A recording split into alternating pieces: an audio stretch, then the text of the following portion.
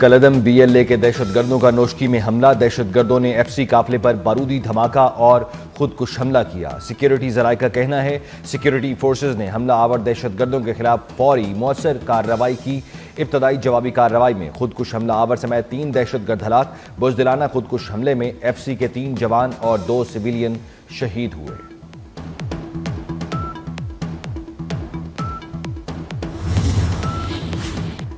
वज़ीर आज़म शहबाज शरीफ और वज़ीर दाखिला की नोशकी में धमाके की मजम्मत। वज़ीर आज़म का धमाके में कीमती जानों के नुकसान पर इजहार अफसोस। कहा, इस किस्म की बुज़दिलाना कार्रवाइयाँ दहशत गर्दी के खिलाफ हमारे अज़्म को मुतज़लज़िल नहीं कर सकती। वज़ीर दाखिला मोहसिन नकवी ने कहा कि मासूम लोगों को निशाना बनाना सफाकियत की इंतहा है। दुश्मन मुल्क में अदम इस्तेहकाम पैदा करने की घिनौनी साजिश कर रहा है। ऐसी बुज़दिलाना कार्रवाइयों से कौम के पुख्ता अज़्म को कमज़ोर नहीं किया जा सकता।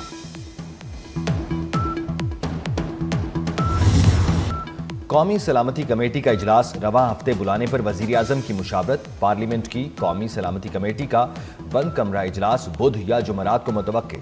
इजलास में विफाकी वज़रा समेत तमाम पार्लिमानी जमातों के रहनुमाओं को भी दावत दी जाएगी। आला अस्करी क़यादत और हसास इदारों के सरबराह भी शिरकत करेंगे। दहशतगर्दी की वजूहात पर ब्रीफिंग देगी। पूरे हाउस को सलामती कमेटी में तब्दील किया जाएगा। विफाकी वज़रा समेत तमाम पार्लिमानी जमातों के लीडर्स को दावत दी जाएगी।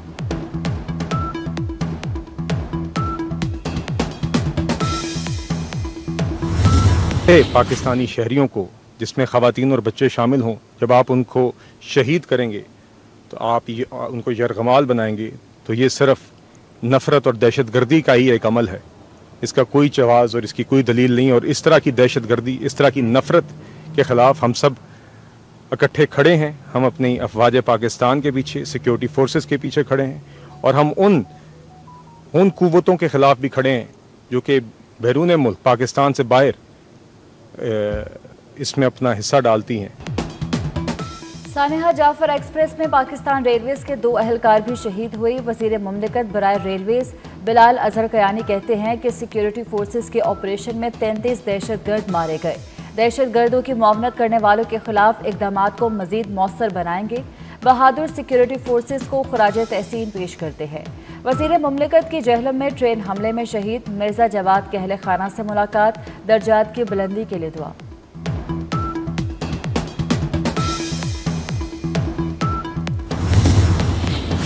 जो ऑफिसर्स जो इस काम में अब दिन रात मेहनत कर रहे हैं, मैं उनको अपनी तरफ से और हुकूमत की तरफ से और अवाम की तरफ से आपको शाबाश देना चाहता हूँ। जो जज्जा गैंग जो है, जिसको आपने गिरफ्तार किया है, वो एक बहुत ही आप लायक तहसीन काम किया आपने अपनी एफर्ट से। ये लोग जो ह्यूमन ट्रैफिकिंग के घिनौने जुर्म में मुलव्वस हैं। इंसानी स्मगलिंग का काला धंधा मुकम्मल बंद होना चाहिए। इंसानी जानों पर इससे बड़ा कोई जुल्म नहीं हो सकता। वज़ीर आज़म शहबाज शरीफ की FIA और IB के अफसरान और अहलकारों से गुफ्तगू। वज़ीराई करते हुए इंसानी स्मगलिंग में मुलव्वस जज्जा गैंग को गिरफ्तार करना लायक तहसीन है। इंसानी स्मगलिंग की सरकोबी अव्वलीन तरजीह है। काले धंधे में मुलव्वस अफराद ने पाकिस्तान के तशख़्ख़ुस को नुकसान पहुँचाया। बेचारे लोग कश्तियों में सवार होकर डूब गए।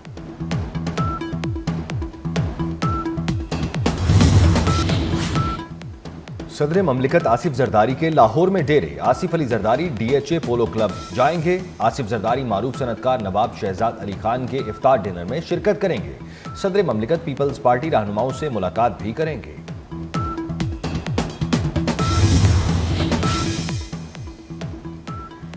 ईद के बाद हुकूमत के खिलाफ तहरीक JUI ने मुशावरत के लिए मजलिस शूरा का इजलास बुला लिया। मौलाना फजलुर रहमान ने सहाफ़ियों से गुफ्तगू में कड़ी तनकीद करते हुए कहा कि रियासत खतरे में है। अपोजिशन में होकर मुल्क का सोच रहे हैं, हुकूमत क्यों नहीं सोच रही। इस सूरत हाल में नवाज शरीफ किरदार अदा कर सकते हैं। चीफ इलेक्शन कमिश्नर से मुस्ताफ़ी होने का मुतालबा भी किया। बलूचिस्तान के मामले पर बातचीत का मशवरा।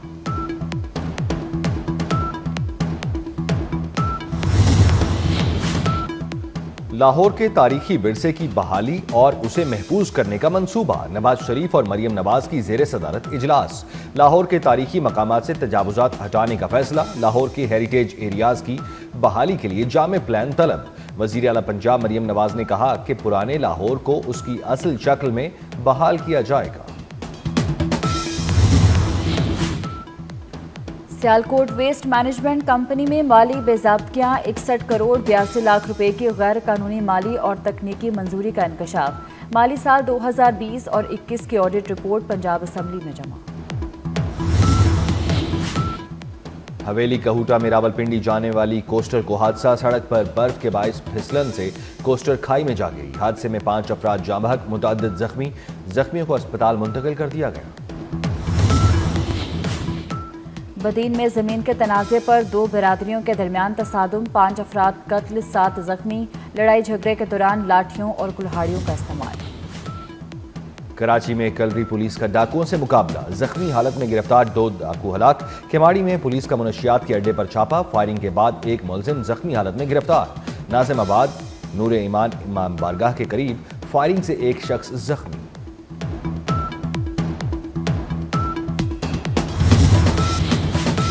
कराची में SIU ने मोटरसाइकिल चोरी करने वाला गिरोह गिरफ्तार कर लिया। मुलजिमान से असलहा और 7 चोरीशुदा मोटरसाइकिलें भी बरामद कर दी गई।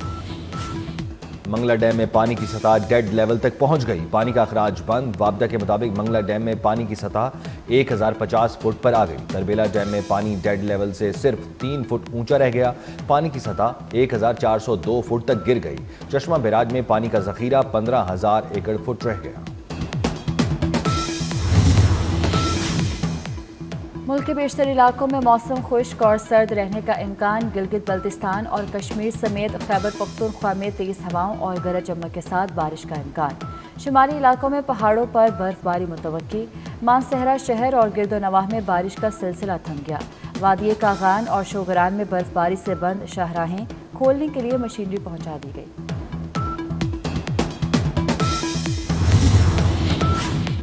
ट्रंप ने अमेरिका में 1798 का एलियन एनिमीज एक्ट नाफिज कर दिया। कानून के तहत दुश्मन मुल्कों के शहरियों और मकामी अफराद को बगैर समात किए डिपोर्ट किया जा सकेगा। ट्रंप के इकदाम का मकसद गैर मुल्की दहशतगर्द तंजीम ट्रेन डागुआ के हदफ बनाना है। ये कानून 1812 की जंग अजीम अव्वल दोम के दौरान भी नाफिज किया गया था। डोनाल्ड ट्रंप के सख्त गिर पॉलिसीज। अमरीकी सरकारी खबर रसा इदारे वॉइस ऑफ अमेरिका के मुलाजमीन को जबरी रुखसत पर भेज दिया। ट्रंप इंतजामिया ने अमरीका की 2 खबर एजेंसीज की फंडिंग भी कम कर दी। अमरीकी सदर ने VOA समेत 6 दीगर सरकारी खबर एजेंसियों की फंडिंग कम करने का हुक्म दिया।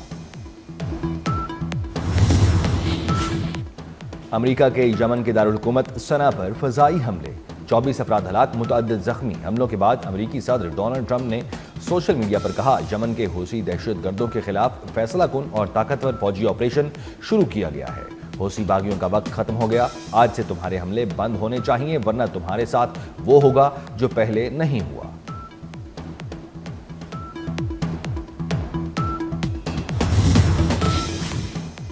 सर्बिया में लाखों अफराद का सदर अलेक्जेंडर वुचिक और उनके हुकूमत के खिलाफ मुजाहरा। एहतजाजी रैली के दौरान नारेबाजी। एहतजाज के बायस दारुल हुकूमत बलगराद में हाई अलर्ट रहा और तमाम पब्लिक ट्रांसपोर्ट भी बंद कर दी गई। सर्बिया में 4 माह कबल हुकूमत मुखालिफ मुजाहरे उस वक्त शुरू हुए जब गुज़श्ता बरस नवंबर में ज़ेरे तामीर रेलवे स्टेशन की छत गिरने से 15 अफराद हलाक हो गए थे।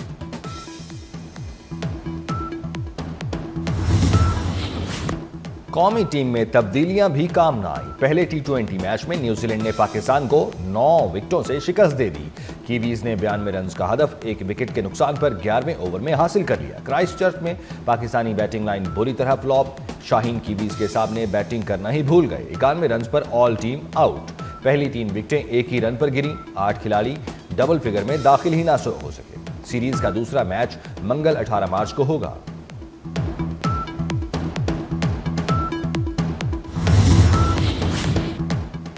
अदाकार इमरान अशरफ ने उम्रे की सादत हासिल कर ली। इमरान अशरफ ने बाबरकत लम्हात की तस्वीर शेयर कर दी। इमरान अशरफ को अपने बेटे रोहान अशरफ के हमरा मस्जिद नबवी के सहन में खड़े देखा जा सकता है। और एक्शन थ्रिल से भरपूर drama series your friend and neighbour का ट्रेलर जारी कर दिया गया। सीरीज 11 अप्रैल को रिलीज की जाएगी।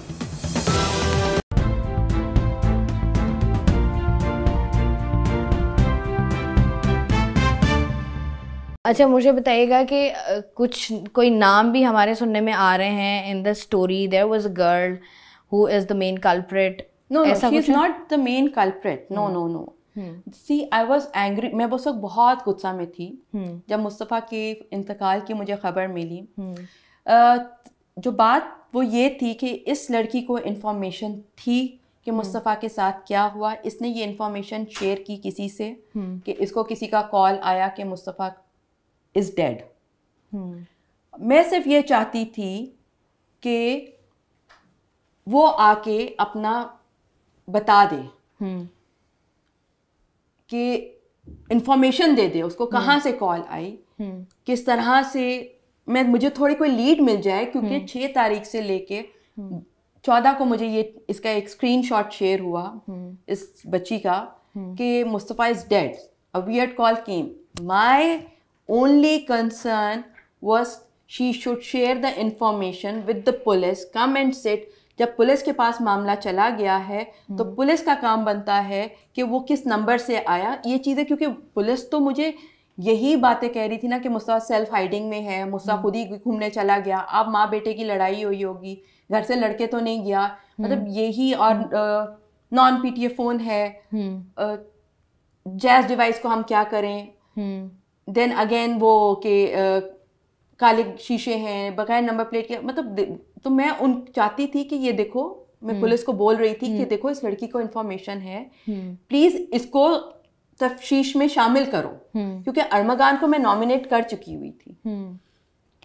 अच्छा ये जो आप बात कह रही हैं, आपने ही कहा था, मैंने सुना था that they both were in relationship from last 4 years। Yes they broke up, उनका ख़त्म हो गया था वो, लेकिन अरमगान के क्योंकि कांटेक्ट में थी तो मुझे था कि क्योंकि हमारा शक अरमगान पे था, तो इस बच्ची से कि मेरे बहुत अच्छे ताल्लुकात थे, ठीक है, किसी घर की बेटी है, मैं I respect her a lot and I really regret कि मैंने उस वक्त अपने बच्चे के दुख में जो है कुछ ऐसा बोला जो नहीं बोलना चाहिए था। लेकिन देखिए, एक बच्ची बोल रही है कि मुझे इस तरह से कॉल आई है कि Mustafa is dead, that is 13-14 जनवरी को, तो क्या मेरा हक नहीं बनता है उस पर रिएक्ट करने का कि तुम रुकी नहीं, तुमने मुझे बताया नहीं, मतलब मुझे बता के जाती भाई, कहाँ से कॉल आई, कैसे कॉल आई, हम पागलों की तरह ढूंढ रहे हैं। अच्छा मुझे ये बताइएगा, सॉरी आपको काट रही हूँ, जब आप लोगों को पता चला, आप लोगों को कैसे पता चला और उसके बाद क्या हुआ, अगर आप इन शॉर्ट वो बता सको कि जैसे मुस्तफ़ा की टाइमिंग, हर बच्चे की टाइमिंग होती है ना कि 12 बजे घर आ जाएगा, 1 बजे घर आ जाएगा, सुबह 4 बजे घर आ जाएगा। देखिए जी, मेरी एक बड़ी बुरी आदत है, मैं अपने बच्चों को बहुत कॉल करती हूँ, ठीक है। हमारे घर में एक दूसरे को ना सभी कोई ना कोई कॉल कर रहा होता है, कोई समहाउ, बड़ी आपको ये शायद अजीब सी लगेगी, जब 6:40 पे मुस्तफ़ा निकला है, 7:55 पे मैंने उसको कॉल किया है, ठीक है। मैं फ़ोन करती हूँ, फ़ोन बंद आता है, क्योंकि 1 घंटा हो गया हुआ था, 1 घंटे बाद मेरे लिए तो एक मस्ट है, और क्योंकि कोई मुस्तफ़ा कोई तैयार श्यार होके भी नहीं गया था, एक नाइट सूट के पजामे में निकला था और हुडी पहनी थी सिंपल, और कोई नहा धो के नहीं गया था, तो मुझे था कि ये कहीं लंबा नहीं गया है, और अगर लंबा नहीं गया तो अभी तक आया क्यों नहीं है। 7:55 पे जब कॉल किया तो मुसा का फ़ोन बंद था। फिर मैंने घर में पूछा, बच्चों से पूछा, किसी की बात हुई है भाई से, तो उसने कहा भाई से बात हुई है 7:10 पे, चिल माहौल लग रहा था, पीछे कोई 2 लड़के थे, 2 लोगों की बात करने की आवाज़ आ रही थी, ठीक है। मैंने कहा अच्छा, मैंने कहा अच्छा, भाई का फ़ोन नहीं मिल रहा। अराउंड 8:30 मैंने दोस्तों को कॉल करना शुरू किया, सारे इसके क्लोज फ्रेंड्स के नंबर्स जिनके साथ ये शाम में घूमता है, क्योंकि ये एक टाइम दिसंबर जनवरी का ऐसा होता है कि सब बाहर से भी बच्चे इसके क्लोज दोस्त छुट्टियों पे आए होते हैं। सबको मैंने मैसेज छोड़ा, सब कहे हैं कि हमारा फ़ोन नहीं मिल रहा। मतलब बाय 9:30 हम लोग वी वर श्योर कि मुस्तफ़ा का अगर फ़ोन नहीं मिल रहा तो कुछ गलत है, क्योंकि मुस्तफ़ा आधा घंटा मैक्स, अगर मैं बहुत ज़्यादा भी टाइम बोलूँ कि मुस्तफ़ा को मुझे जवाब दिए हुए, बहुत लंबा टाइम भी अगर कभी हुआ होगा तो वो आधा घंटा हुआ होगा, ठीक है, वो रिस्पॉन्ड करता था मुझे।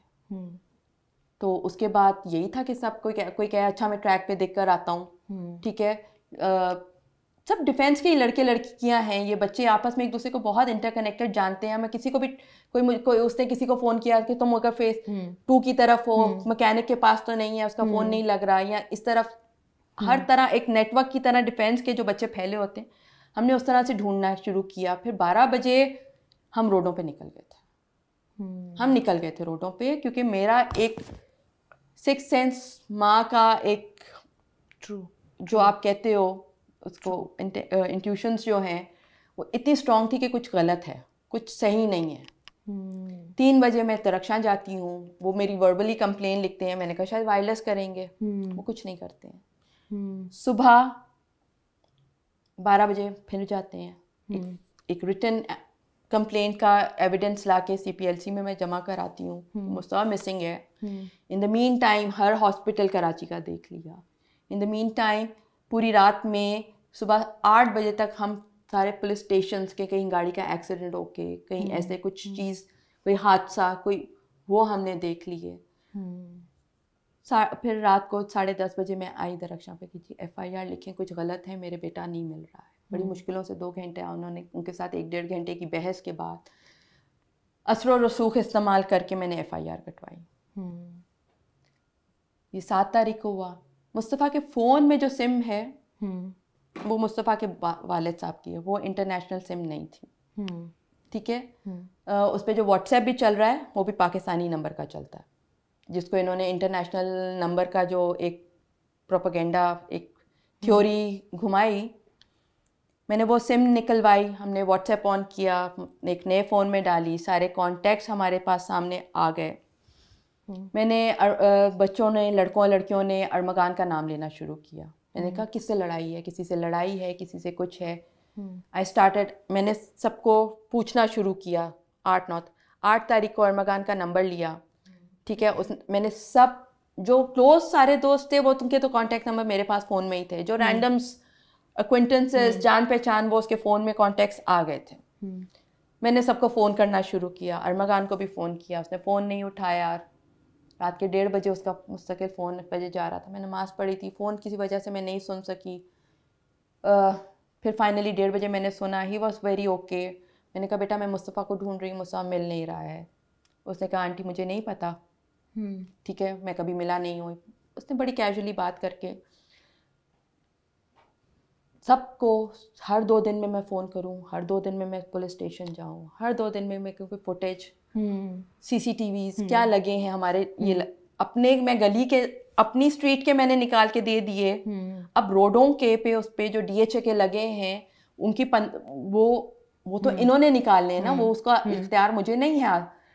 फ़ोन का IPDR जो है वो इख्तियार सिर्फ अथॉरिटीज़ के पास होता है, वो नॉर्मल पब्लिक के पास नहीं होता है, क्योंकि जो जैज़ डिवाइस है जिसमें सिम डलती है, इसका IPDR निकलता है, CDR निकलता है, बिल्कुल उसी तरह जो एक नॉर्मल सिम का। They were not willing to do anything. Self hiding में आपका बच्चा घूमने चला गया, सबके नाम नॉमिनेट कर दिया, अरमगान का नाम नॉमिनेट कर दिया, कुछ नहीं, खुद ढूंढ रहे हैं। हैदराबाद तक के हॉस्पिटल्स और थाने मैंने ढूंढे हैं खुद जाके। यहाँ से कहीं वायरलेस नहीं हुआ। तो अब सोचो, अब मैं जब कहती हूँ कि मैं वहाँ तक चली गई थी तो मैं बलोचे साहब भी क्रॉस कर लेती। ट्रू।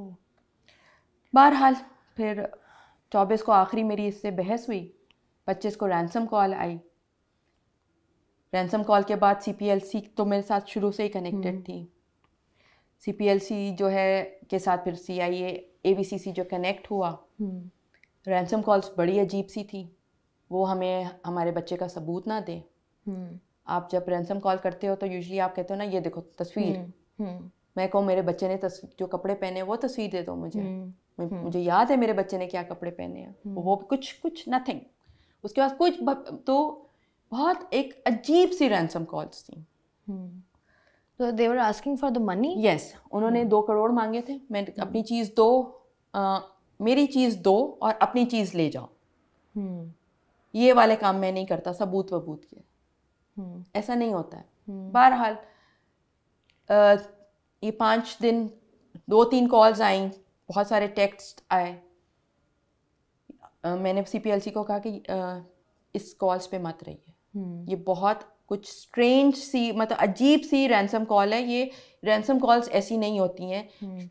जिसके पास बच्चा होता है, लड़का होता है, जिसने होस्टेज बना के रखा होता है, उसका कोई उसके पास दिखाने का सबूत होता है, इतनी बड़ी रकम मांग रहा है जिसको मुझे जमा करने में भी पता नहीं कितने साल, एक टाइम लगेगा। बहरहाल मैंने उनको कहा कि आप जो कर रहे थे वो प्लीज़ करते रहिए। और वो इसी तरह, और मेरे जो गुमान और शक थे, ठीक है, इसमें इसने डिफरेंट लोगों, जब 24 तक मेरी जब इससे बात ऑन एंड ऑफ होती रही थी, ये मेरा कभी शक किसी लड़के पे डाले, कभी किसी लड़के पे डाले। मैं उनको फ़ोन करूँ, नंबर तो मेरे पास सबके थे, बेटा मेरे पास घर आओ बात करो, वो घर आ जाए। इसको हम कहें तुम घर आओ, ये कि मैं तो किसी घर नहीं आता हूँ, कुछ वजूहात है, मैं किसी से नहीं मिलता हूँ। ये बात वजह के CPLC और AVCC मेरे इस पे काम करती रही। IPDR निकल आया, वॉइस नोट निकल था मेरे पास, और फिर 8 जब IPDR निकला 7:30 बजे की वहाँ की लोकेशन मुस्तफ़ा की आखिरी आई, ठीक है, और ये लोग वहाँ पहुँचे और उसको पकड़ा, तो उसके बाद मुस्तफ़ा का हमें पता चल गया ना।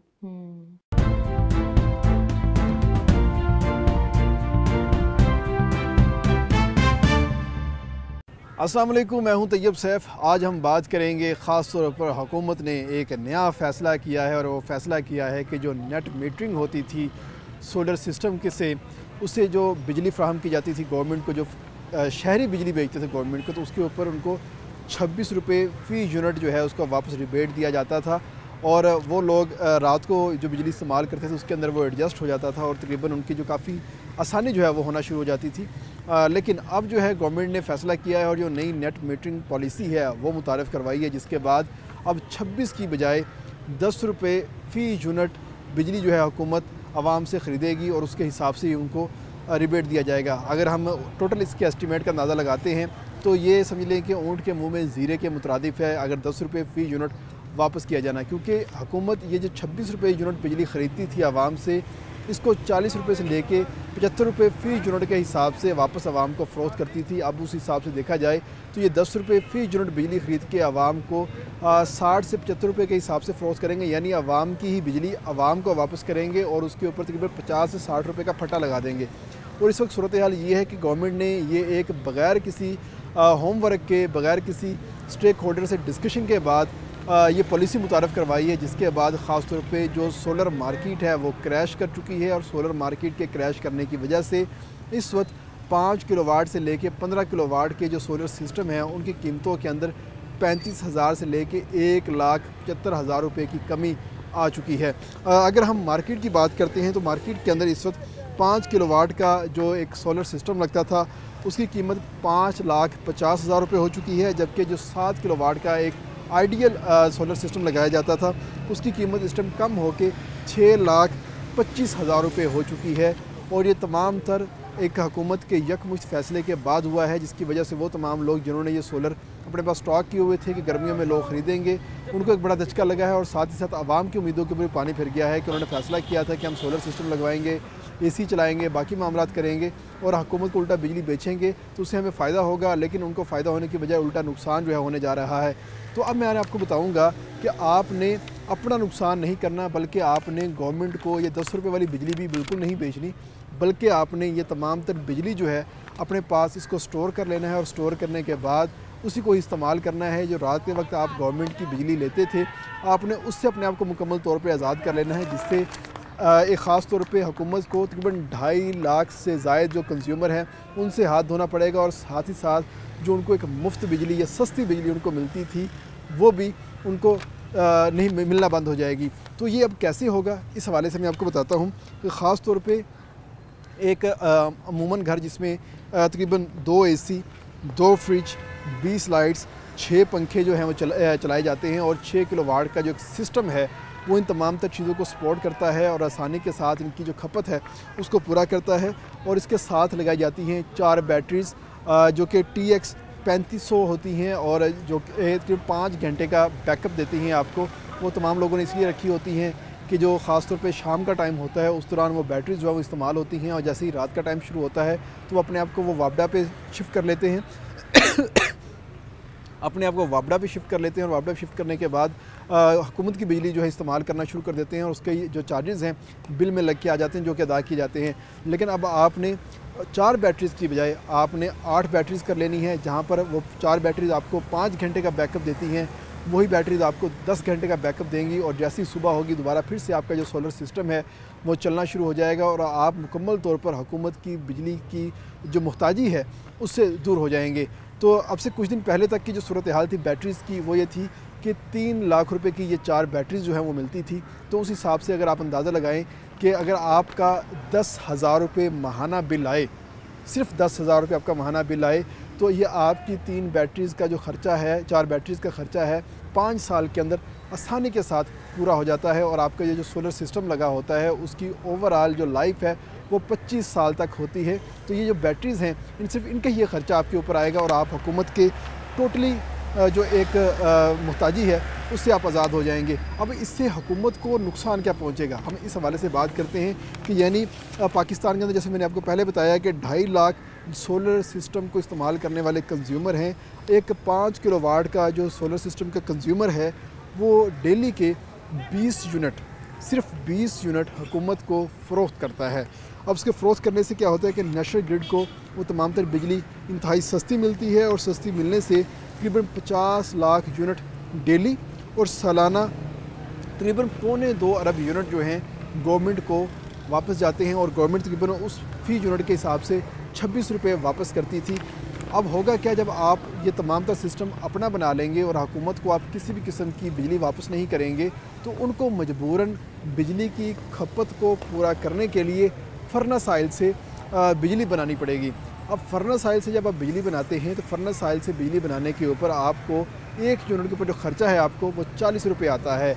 यानी कि आप तकरीबन 2.25 अरब जो यूनिट हैं उसको आप 40 रुपये फ़ी यूनिट के हिसाब से तैयार करेंगे, यानी कि 73 अरब से ज़ायद का नुकसान पहुंचेगा हुकूमत को और ये सिर्फ़ और सिर्फ फर्नेस ऑयल से बिजली बनाने के हवाले से होगा। और उसके साथ जो वो इंपोर्ट करेंगे फर्नेस ऑयल को, जो हमारा इंपोर्ट बिल बढ़ेगा उसका खमियाजा हुकूमत को अलग से भुगतना पड़ेगा। इसका अब सूरत हाल यही है कि हुकूमत जो है अपनी जो पॉलिसी बना ली है इस पॉलिसी के ऊपर वो फौरी तौर पर नज़रसानी करें और वो जो 26 रुपये फ़ी यूनिट के हिसाब से आवाम को पेमेंट दे रहे थे उसी तरह अपनी इस पॉलिसी को जारी रखें ताकि ये जो हमारी एक सोलर मार्केट है ये भी क्रैश ना करे और आवाम को भी सस्ती सहूलत मिलती रहे और साथ ही साथ हुकूमत को भी सस्ती बिजली जो है वो मिलती रहे। लेकिन अगर हुकूमत ऐसा नहीं करेगी, हुकूमत फर्नेस ऑयल से ये बिजली बनाएगी तो हुकूमत को सालाना 73 अरब रुपये से ज़ायद का नुकसान जो है वो उनको उठाना पड़ेगा। लेकिन शायद इनको इस चीज़ का एहसास नहीं होगा। इनको 73 अरब रुपया देना जो है आसान लग रहा है, ना कि हुकूमत आवाम को रिलीफ देना। और इस वक्त सूरत हाल ये है कि अगर आवाम जो है वो बैटरीज ख़रीदना शुरू कर दें और बैटरीज़ का बैकअप अपना बढ़ा लें जिससे वो सरासर हुकूमत की ये जो पॉलिसी है इससे अपनी निजात पा लेंगे और हुकूमत से उनको किसी किस्म की बिजली नहीं ख़रीदनी पड़ेगी और उसकी मोहताजी से दूर हो जाएंगे और सेल्फ सफिशेंट हो जाएंगे और ये जो सोलर सिस्टम उनका अपना लगाया हुआ होगा उसी से बिजली लेंगे और इस्तेमाल भी करेंगे।